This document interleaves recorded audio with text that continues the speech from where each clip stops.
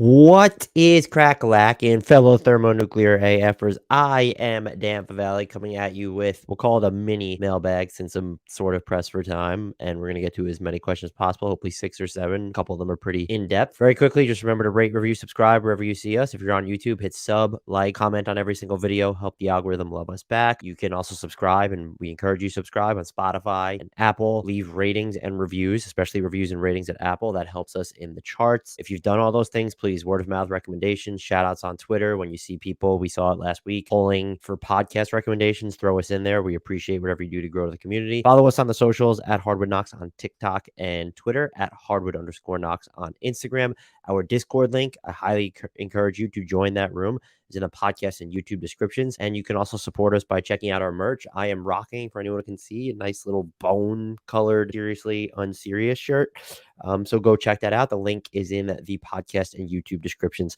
Also, without further delay, let us dive right in. And the first question right off the bat, super topical. Jackson asks, why did my no longer favorite team just make the worst contract signing ever? I'm assuming that Jackson is referring to the reported 5-year, $304 million extension that Jaylen Brown signed. It's really, by the way, worth, based off the current salary cap projections, about 288.3. That 4 years, 304.4 million is based off of the cap rising, I think, by 10% or jumping by 10%, whatever it is next season. Currently, I don't believe that that's the increase they have slated, but still, if he gets the 304 million, he will be projected to make in the final year of that deal $69.1 million. We are closing in on what would be the first $70 million NBA player per year on the books. There are no player options. There is a trade kicker that could come into play in later seasons since Jaylen Brown is getting 8% raises. And the salary cap, again, is projected to, at least for the first few years after the new TV money, go up by 10%. And so that trade kicker could kind of sort of matter if we're talking about other negotiations. The response to this deal was, I found it interesting because we all knew, I thought at least, that this was going to happen. Jaylen Brown made all NBA, and we knew that his eligibility kind of meant that he was going to sign some sort of extension. Would it have been the full boat? Would there have been a player option, a trade kicker? I guess the shock and awe was basically that Jaylen Brown got the full amount. That doesn't really surprise me. He had the Celtics in a really tough position. What else were they supposed to do? If he doesn't sign an extension, do they let him get to free agency where they could say, hey, we can still offer you the biggest deal, but he might just want to leave? We're talking players are making such a large scale of money right now that I do think they could very easily say, well, is it versus leaving, let's say, 50 guaranteed million on the table because you're taking a 4-year deal instead of a 5-year deal in some cases?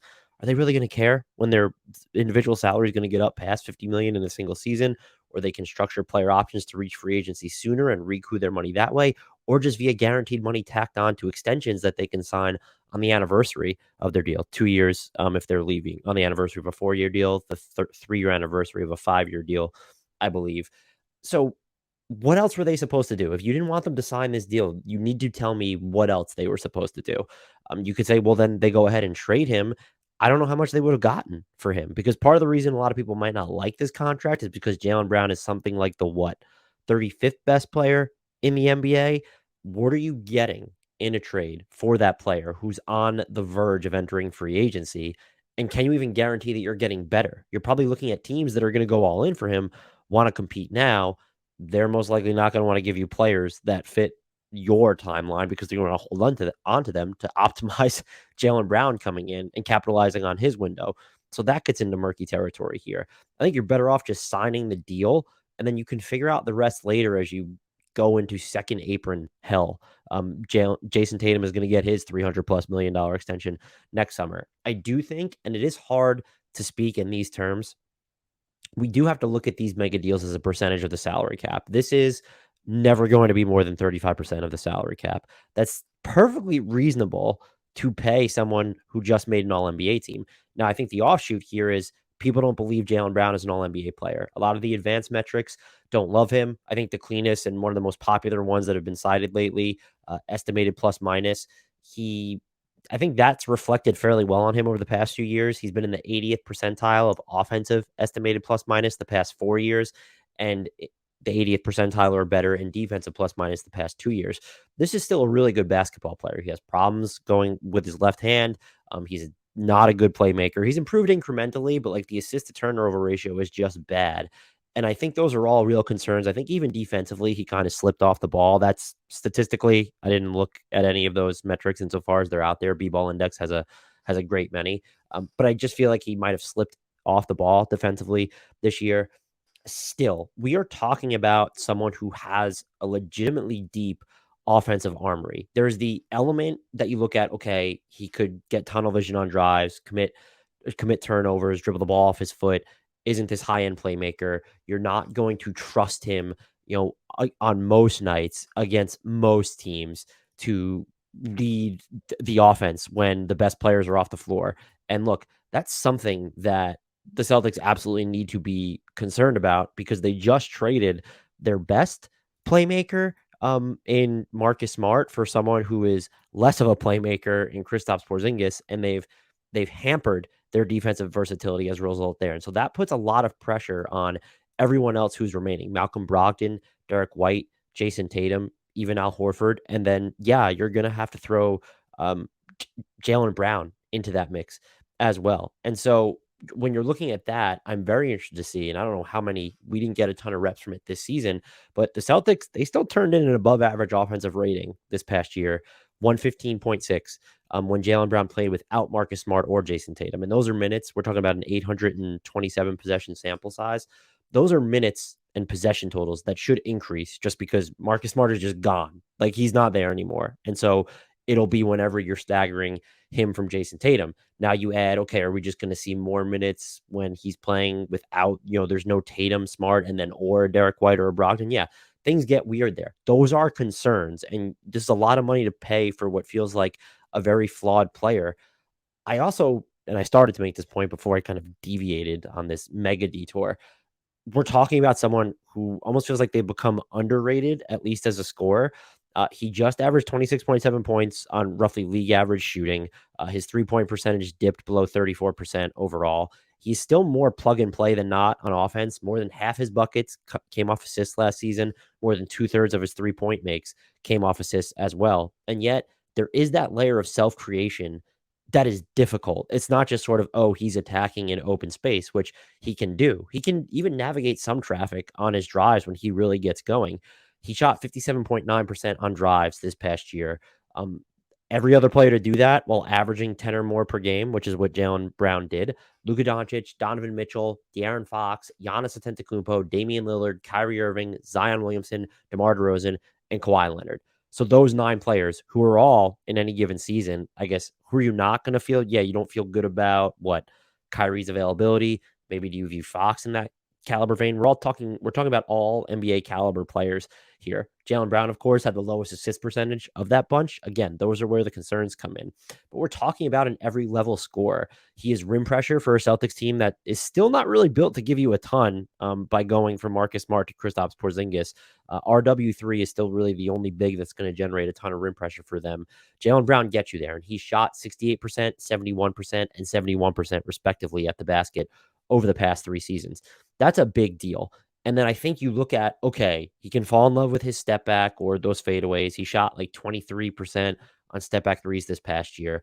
I think we'll see him reasonably hit more of his threes this year if he's taking more catch and shoots or cutting out some of the step backs. Still, you want to be concerned about his shot selection there. I get it. But like he can also hit difficult shots. He shot 59+% on floaters this past year. He shot 36 of 69, which is over 52% on turnaround jumpers this year. This is someone who can get to a spot, hit difficult jumpers, give you something out of nothing. And yes, there's going to be the sloppiness there, and he needs to add the playmaking dimension to his game. Otherwise, he's always going to be this, I don't want to necessarily use the word limited, but certainly flawed offensive player, especially when you're looking at how the playoffs unfold. And I think you can argue, yeah, this is a tough gamble when you now have removed a a a, a sheet of playmaking protection from Marcus Smart, where now it's who's the best passer on the Celtics? Is it White?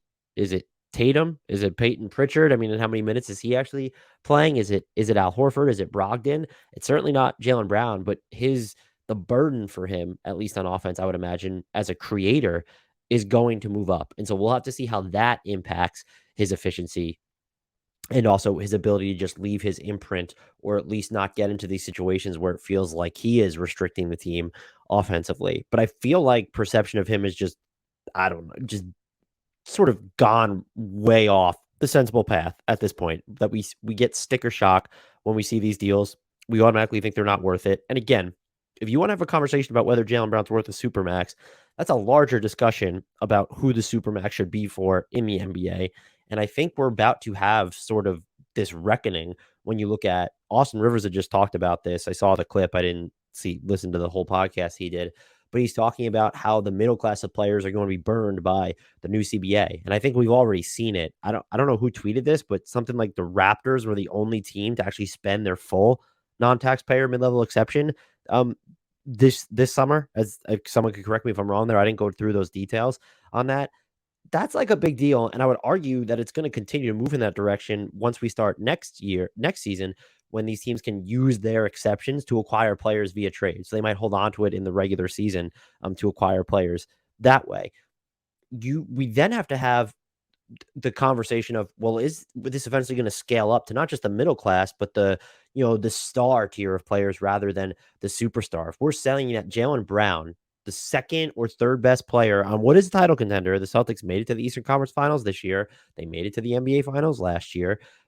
If we're saying that player is not worth 35% of the salary cap, you're going to have like really awkward bouts of self-reflection right now, because this is going to be something that comes to a head in the middle of Jaylen Brown's deal, but for contracts of everybody else, where it's, well, these deals can only be for, we're saying 35% maxes. So not even necessarily super maxes. These are just guys who might just have 10 years of service, but that's also another offshoot. Is someone like a James Harden, are we going to see him get paid as deep into his career as we would have under the previous CBA? I think those are all questions and potential repercussions that I don't know if the players union thought of, we could see stemming from this CBA. And so if you think Jaylen Brown's deal is going to age poorly, I think that says more about the penalties assigned to the current CBA once you get into the first and second luxury tax aprons, and how prohibitive those penalties are going to make it. And so teams are going to look for excuses or just decide that, hey, we can't pay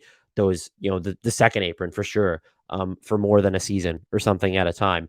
And then that's going to make it very difficult to parse, okay, can these players ever really be worth supermaxes? And the answer is just going to be no, if that's how you feel. Now, the problem here is, now that we have the load management totals integrated into all NBA selections, we're probably going to see more of the Jaylen Brown types, the guys who aren't caps lock top 15 players in any given discussion, but they're going to be available and they are all-stars, all-star caliber players. So they could, in any given season or two, qualify for an all-NBA team and then become supermax eligible to get the 35% of the cap, when they only would have been eligible for 30% of the cap, or maybe even less, depending on what their salary would have been off a 140% extension from their own team.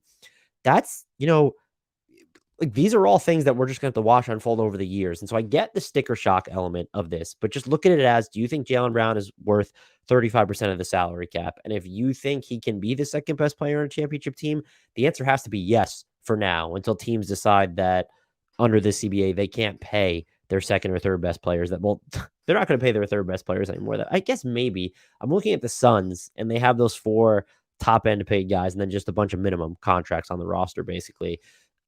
I guess that's different because there's such 4 top heavy players, but they're into the second apron. And so if you were going to try and avoid the second luxury tax apron, and you're still going to have those 3 players in Bradley Beal, Kevin Durant, and Devin Booker, you're going to be in a same situation. And so it'll be interesting to see from here how teams flesh out their rosters or distribute their payrolls in the years to come. And players like Jaylen Brown could eventually become collateral damage of that in actual contract discussions, but also trade talks if they're already on the books for that. Where, how long does Phoenix decide to float its big 3, let alone big 4, if you can even consider that a possibility with DeAndre Ayton? How much will Boston float this core of right now? Okay, you have Tatum's and Brown are going to be really expensive. Derek White's going to be thinking about his next deal. You've given Kristaps Porzingis $30 million a year plus this season, and then 2 more seasons after that. How long are they going to float? that for? These are all fair questions. I don't think Jaylen Brown's the reason they're going to bust up this core, though. And I basically fall to, I won't rule out the fact that he could get better as certainly a playmaker, and that we could even see his 3-point percentage climb back up to, if he's going to increase his catch and shoot diet, like could he become more of a 38% 3-point shooter? I won't rule that out. I won't rule improvement out. But also, I look at this number. It's a lot of money. I just don't know what the alternative route was for them. This was always going to be the outcome. And so I don't think the way it's reported as the richest deal in NBA history, it's the richest deal in NBA history until the next player signs the richest deal in NBA history, which will happen within the next year. And so I can't bring myself to care about that. I do think, look, there is a risk, and I'm just very interested to see how, with the new All NBA criteria, which opens the door for, I would say, more players of Jaylen Brown's level to make All NBA teams, how that actually impacts then the supermax negotiations, because you're going to have those, I don't even want to call them out of place supermax eligibilities, but you're just going to have more players in this non-megastar tier, I would imagine, eligible for it. And so how are teams going to navigate that minefield, financial minefield? Great question, though, Jackson. I'm assuming you were talking about Brown, and if it was, if you're a Bulls fan and you're mad about the Ayo Dosunmu deal, I apologize for going off on a 25-minute, how long was that? A 16-minute Jaylen Brown tangent. Tybo Wingspan asks, how much work/time is involved in offering a contract to a restricted free agent? Lots of NBA people theorized that it wasn't worth it to offer a contract to Austin Reeves because they knew the Lakers would match. Who cares if they'll match? It's an opportunity to damage a rival and a contender. Unless it takes 50 man hours to offer a contract for some reason, the cost is practically zero and you hurt your rival in a real way. How could it possibly not be worth it?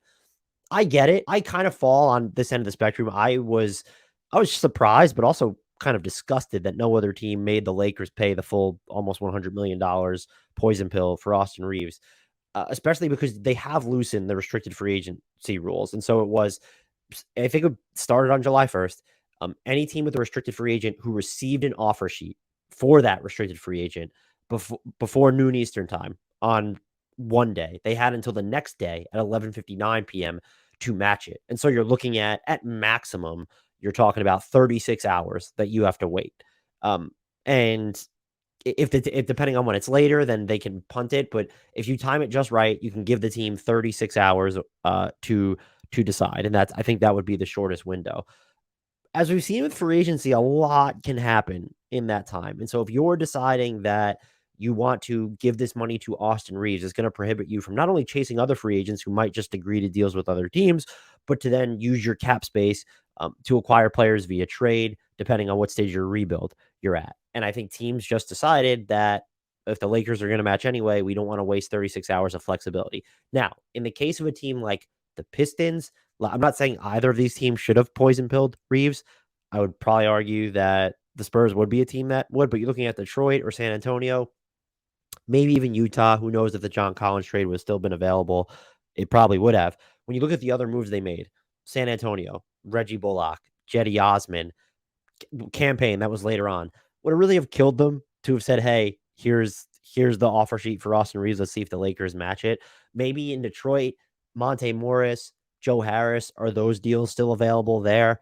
Maybe, maybe not. And so you could be worried about that. Utah, again, going back to the John Collins move, I think that teams need to do a better job of this. We saw the Nets kind of do it earlier on in the Sean Marks era when when your cap space was actually tied up for a longer period of time, restricted free agents. He fucked with offer sheets for Otto Porter. He fucked with offer sheets for, why am I blanking on Tyler Johnson? I'm sorry, I was blanking on that Heat player for a while. It's like they messed with rivals' books, and you should absolutely want to do that, especially if you're in the same conference. And so I, for one, think that teams should absolutely be taking that route. I understand if you're in more of a, let's use the Kings as an example, and you're just in like a hyper competitive situation. They just finished third in the West. They give the Warriors a run for their money. You don't want to waste your flexibility on, okay, we couldn't offer Harrison Barnes a contract because we decided to go after, I don't even know, Grant Williams. Had it been PJ Washington or even Cam Johnson, maybe they thought for whatever reason that there was an upgrade over Harrison Barnes and one of those players. Debatable whether there is for them specifically. You waste time for Harrison Barnes. That's someone who another team probably scoops up during those 36 hours, unless you're just thinking, okay, he's thinking, okay, well, if the other team matches, I'm still going to get a larger salary from the Kings than another team, just because a lot of the teams that'll look at me may only be using the non-taxpayer mid-level. maybe they're trying to get the Kings involved in a sign and trade.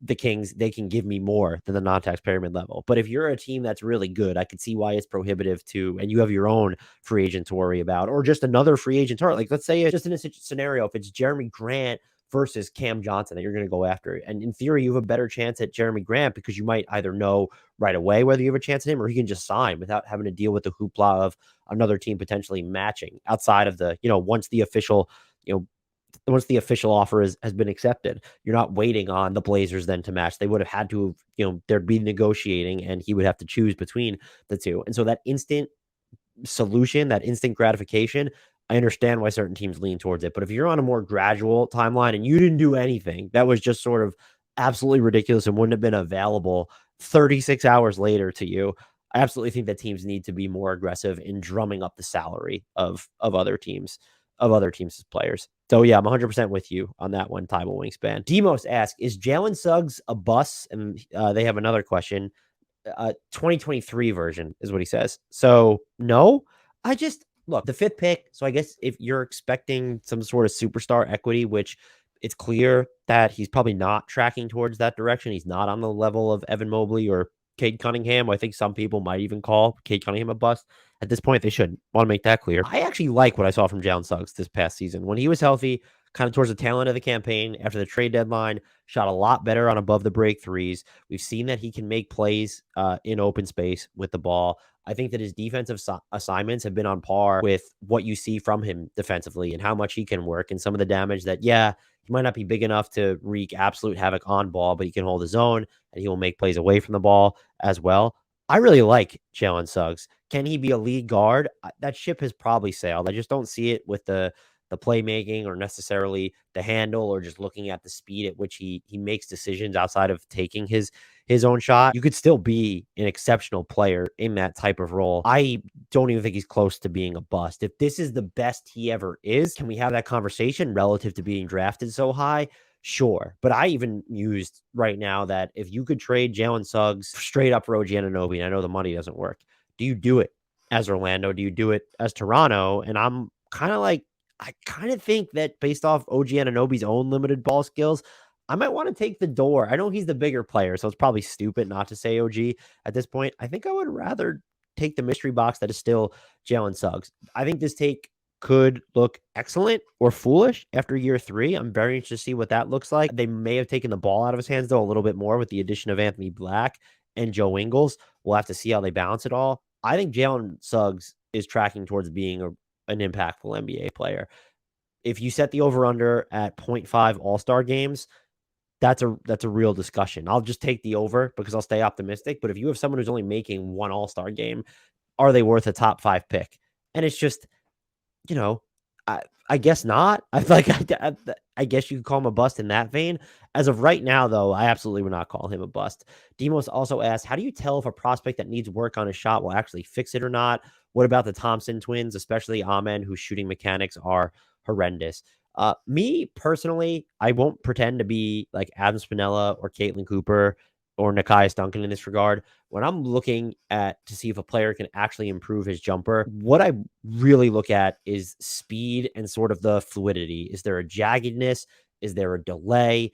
Is there a an obscene amount of time or a circuitous route to them going through their motion? And I think you can see more of that with Amen Thompson, where it feels like he's always catching the ball lower or bringing it lower after he catches it and has to go through the motion that takes longer and then it doesn't even look pretty. Whereas with Ausar Thompson, based off what I've seen of him, it seems like he can really get off shots that are quick and they do not look pretty most of the time. And it really feels like his elbow is kind of hanging at a weird angle and the ball's too far out in front of him, maybe blocking his line of sight at certain points, but also asking to be blocked itself by another player. But I look at that. And I've said on this podcast, I don't know if anyone remembers that I trust Ausar Thompson's jumper more than Amen Thompson's jumper. And that's probably, it seems like maybe that was a consensus thing for them coming out of the draft. Again, that was not something that I knew going into watching them, but it was why I was drawn to Ausar Thompson versus Amen Thompson. I had Ausar higher on my actual final board, only by a hair. I will say Amen Thompson really kind of looks like it when you saw just like sort of the defensive burst and even the offensive acceleration.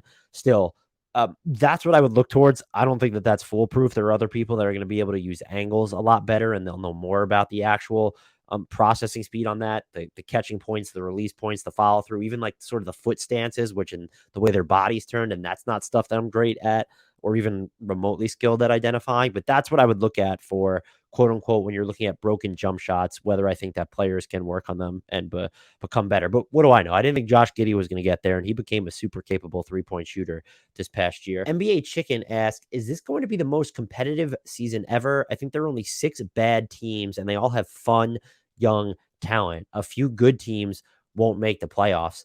Yeah, I mean, there's just anecdotally, it feels like I've only covered the league. I only since 2011. Wow, I've only covered the league for the past 12 years or whatever it is. It feels like this year and now this past year and then the year that's coming up have been the 2 seasons with the most parity during that time since I've been covering the NBA.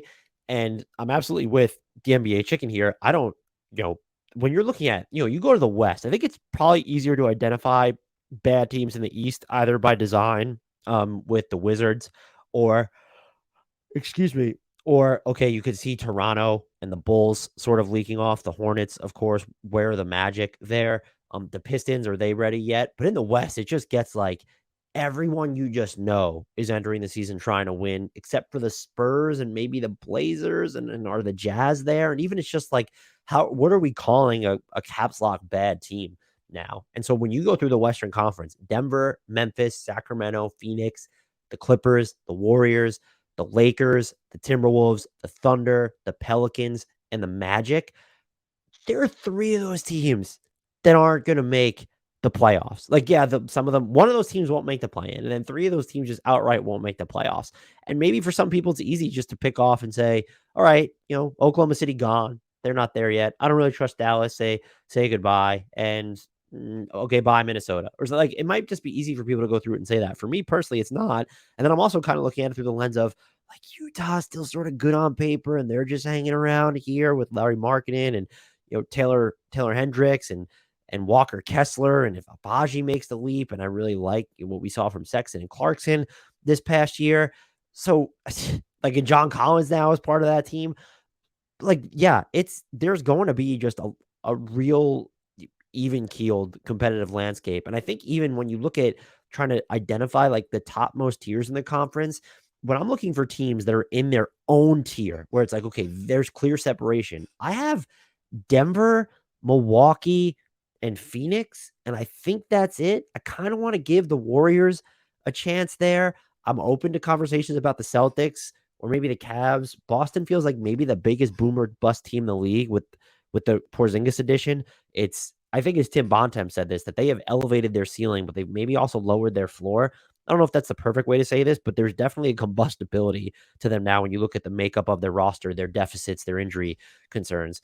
And so that gets really tough for me. I feel like there's going to be like this cluster of teams in that second tier of contention where you're going to loop the Celtics, the Cavs, you know, the Warriors, the Clippers, or the Lakers in there. And then there was just a bunch of wild card teams. Like if you told me the Pelicans finished 4th in the West or 3rd or 2nd in the West, like I'm probably going to believe you. And how good is Memphis following the John Morant suspension? There are a bunch of these teams that could all just wind up in the same tier or even the 2nd and 3rd tiers and just be really super competitive. It's going to make for a hyper interesting season and maybe even a hyper interesting in-season tournament, mid-season tournament, whatever. I will be interested to see what teams kind of pull back by design when they realize, oh damn, we can't be a part of the ruckus that's happening, or how many teams actually go for it because they think they can vault into that next tier. Miami's an easy team where if they get Damian Lillard, do you put them on the same level as the Bucks, as the Denver Nuggets, as the Suns? They would definitely be in that second tier. They might even be there right now. They just made the finals. But yeah, so they could be a team. The Sixers, it's like, could they come close if they don't make any changes or if they figure out a way to parlay James Harden into another star?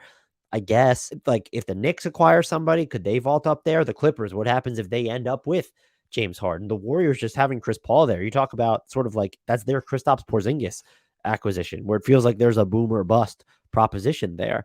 Um, it's so hard to make sense of, and it's even harder now, I would argue, just because I really want to see an end to the Pascal Siakam and more so Damian Lillard and James Harden sweepstakes that we can really grab hold of what's happening here and kind of understand the lay of the land. But I would be with you. I don't know if it's going to be the most by to the number, the most like competitive season in NBA history. But when we're looking at since the NBA's had 30 teams, I just it it, it feels like 82 games.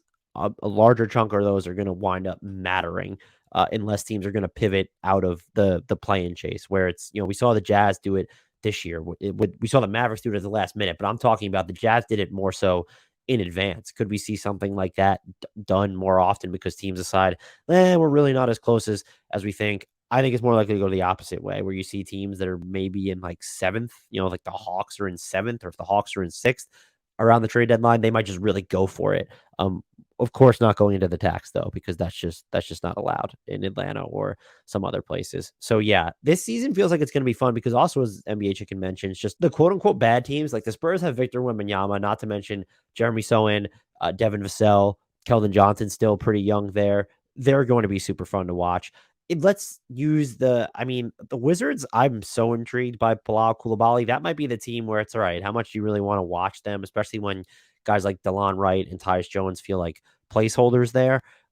But if you think that the Pistons are going to be bad, and I'm just not so sure, but they just have so much young talent. Jalen Duren, Cade Cunningham, Jaden Ivey, Ausar Thompson. They're going to be a great watch. And there should be some pretty good lineups run out there with the additions of Morris. You still have Bojan Bogdanovic, Joe Harris, you added Alec Burks. Like you could really cobble together some 3-shooter or 4-shooter lineups around Cade, or Cade plus Duren, have 3 shooters around them, or Cade and if you really want to go smaller, Ausar Thompson, if you want to go that route. So I'm fascinated by the Pistons, the Hornets with Brandon Miller and LaMelo Ball, and I'm intrigued by the development of Mark Williams there as well. They're a team. We know the Magic. We shouldn't expect them to be bad. They just have so much talent on that roster. The Blazers with Shaden Sharp and Scoot Henderson, and whoever they get back in the Damian Lillard trade, they should be entertaining. The Rockets got better, so even if they're bad, having Amen Thompson and Jalen Green and Jabari Smith Jr., who looked like a monster in the scant summer league stints that he got, on top of Fred VanVleet and the Dylan Brooks experiment there, that's just a really interesting team as well. I think Washington by default is probably the least interesting team, but they have one of my favorite swing high prospects in Bilal Coulibaly. And so that's a team that I will still make it a point to watch semi regularly. I'm probably not as enthused by the Raptors right now, even though they still have a bunch of talent on their roster. There's just like this existential crisis going in there, is how I read it. And the Bulls don't really stimulate me. I'd probably say the Bulls and the Wizards are where I'm just like kind of blah with. But I will name something hyper tantalizing about every single team in the league, which is just incredible to say. Let's move on to this question from West Bank Pete. What's the most unbreakable NBA counting stats record statistically? Stockton steals, Hakeem's blocks, Stockton's assists, or Wilt's rebounds. Let's bring up these all-time rankings here.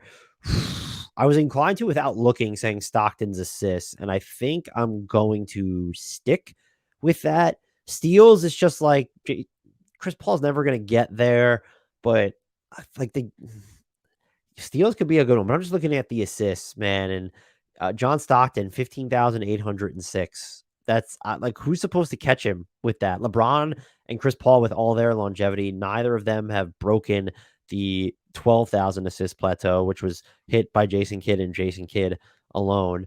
I think was LeBron's points listed. That'll just be broken. We know it will be broken. He'll tack onto it.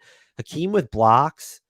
I mean, I guess maybe blocks would be interesting. It's just so hard to envision. I'm just going to say all of these could be broken. I think John Stockton's, just because the gap in them, and I know you can rack up more assists than blocks per game. Even looking at Moses Malone's rebounding, it's when you look at how positions have changed to where they don't matter as much anymore. You have a lot of guards rebounding, or you're going smaller up front, or where teams punt on offensive rebounding altogether, where that didn't necessarily happen way back when. Does having that huge gap between Malone and Robert Parrish, like there's not even an active player right now in the top 10 of, I'm only looking at offensive rebounds. I apologize. But there's not even there's no one active in the top 10 of rebounds either. And so 23,000 rebounds, there's only 2 players that have ever had 20,000 plus rebounds. That's a lot. Uh, if I had to pick one, man, this is really tough. Maybe with the pace of play, you can envision someone just like getting a bunch of assists for all of eternity. I'll just go with Wilt rebounds here. That feels like it might be the most unbreakable given how much of a free-for-all it is with rebounding, not with just who is grabbing them, but how teams are even going about attacking the glass, like, on offense, or even like, you see some of these really good offensive teams that are smaller, and so they're not as good on the defensive glass. I'm sticking with that. Don't feel confident with it. Fascinating question, though, West Bank Pete. Irving asks, what's the greatest season by total points added, the regular season and playoffs? I'm breaking these up because otherwise the answer would just be the same. Wilt Chamberlain has the greatest regular season on record for TPA. 1964, a 926.86 TPA. Fun fact, by far and away, the highest defensive points saved mark ever of all time, 447.31. And so that basically means that his 927 TPA, let's just round up, was almost a perfect split between offensive and defensive returns, which is just interesting. If anyone cares about second place, it's 2017 Russell Westbrook at 890.62. For the playoffs, not a surprise at all. LeBron in 2018, a 246.33 playoff TPA. Second place is Tim Duncan from 2003 at 226.51. If I had to pick which one of those has the best chance of being broken, I'm just going to say it's LeBron's 2018 playoff run. That Wilt Chamberlain mark feels disgustingly high. But I guess maybe could someone like Luka do it, or even I guess like a Giannis, or a Jokic? Like Jokic could be someone who would bust that up. So yeah, there's your all-time rank. This will be the last question. It's from Eric Flair. Who's the most efficient player in the fourth quarter right now? Maybe the top 5. There are like 8 trillion different ways to answer this question. Do I just go by plus minus? Do I go by, if you have some fancy metrics where it's clutch win probability added? I'm just going to look at true shooting percentage and try and come up with names by extending their usage. So let's look at this past season, everyone who played in more than 6 minutes per game in the fourth quarter. So at least six plus minutes average in fourth quarters. And let's also look at players who posted a usage above 20, kind of arbitrary. Maybe could have gone higher usage there, but 20 just feels like a good, like, solid benchmark to go with. And then we're also going to say that they had to play in at least 50 games this year, because that's more than half the season, more than half of the fourth quarters. So the criteria for this is, and we still get about 80 plus players who qualify. It's a usage above 20 in at least 50 appearances while averaging more than 6 minutes per game in the fourth quarter. So minimum of 50 fourth quarters played, if you want to frame it that way. Our top 5 are, I was not surprised to see number 1. I sorted by true shooting percentage. Nikola Jokic with a 69 true shooting percentage. Malik Monk coming in at number 2, 65.9 true shooting percentage. Damian Lillard, number 3. Color me shocked that he did hit 53 games played. I thought he would miss the mark on this. 65.1 true shooting. Norman Powell, 64.8 true shooting. And then Kyrie Irving, 64.6 true shooting. If you don't like the idea of having Monk or Powell because they feel like they're more complementary players, we could go 2 more players deep. Bam was 6th, 64.4 true shooting in the fourth quarter this year. And Anthony Davis, 64.3 true shooting in the fourth quarter. So there are your quote unquote most efficient players in the fourth quarter from this past season. I hope you will enjoy this mailbag. If you've not done so already, please remember to subscribe to this podcast on YouTube, Spotify, and Apple. Tell all your friends, family members, acquaintances, random people on the street, and internet coworkers, enemies, even anyone who you know might like a basketball podcast. And then remember to follow us on all the socials at HardwoodKnocks on TikTok and Twitter, at Hardwood_Knocks on Instagram. Join our Discord, links in the podcast and YouTube description. Until next time, and as always, I leave you with the shout out to the one, the only, the indelible, the real most efficient player, not only in the fourth quarter, but in the entire NBA of all time, Frank Ntilikina.